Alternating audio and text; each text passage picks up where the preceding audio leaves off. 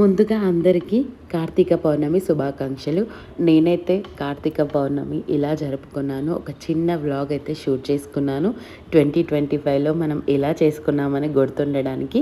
So నేనైతే మాకు ఇంటి దగ్గర ఉన్న ఒక కాశీ విశ్వనాథ స్వామి టెంపుల్కి అయితే వెళ్ళిపోయాను. అక్కడే పొద్దున్నే అంటే 4:30కే లెగిసి టెంపుల్కి అయితే వెళ్ళిపోయామన్నమాట. ఇంకా దీపాలు పెట్టేసుకొని చాగంటి గారి ప్రవచనాలు విన్న తర్వాత ఇంట్లో ఎవరైతే యజమాని ఉంటారో వాళ్ళతో దీపం పెట్టిస్తే మంచిదని అన్నారు కదా. సో నేను కూడా అలానే మా ఆయనతో మా పాపతో దీపం పెట్టించాను. అండ్ నేను కూడా పెట్టుకున్నాను అనమాట. ఎలాగో వెళ్ళాం కాబట్టి అలా 365 ఒత్తులు అయితే వెలిగించాము.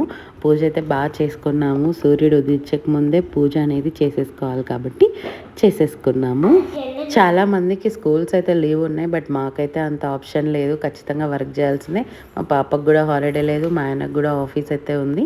అందరం మళ్ళీ వెళ్ళిపోవాలి కాబట్టి మార్నింగ్ త్వరగా టెంపుల్కి అయితే వెళ్ళేసి ఇలా ప్రదక్షిణలు చేసుకొని పూజ చేసేసుకొని అయితే చేసుకున్నాము. అలా మేము మా కార్తీక పౌర్ణమి అనేది జరుపుకున్నాము. కొంతమంది సాయంత్రం అయితే వెళ్తారు, ఇంకొంతమంది మార్నింగ్ అయితే వెళ్తారనమాట.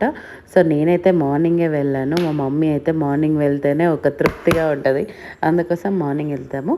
అండ్ ఈవినింగ్ కూడా చేసుకోవచ్చు, అది మన ఇష్టం అనమాట. మీరు ఎప్పుడు చేసుకున్నారు అనేది కమెంట్. మీరు ఎలా కార్తీక పౌర్ణమి చేసుకున్నారు, అందరూ బాగా దీపాలు పెట్టారా లేదు అంటే డోంట్ వరీ, ఎవ్రీ మండే అండి ఎప్పుడైనా పెట్టుకోవచ్చు.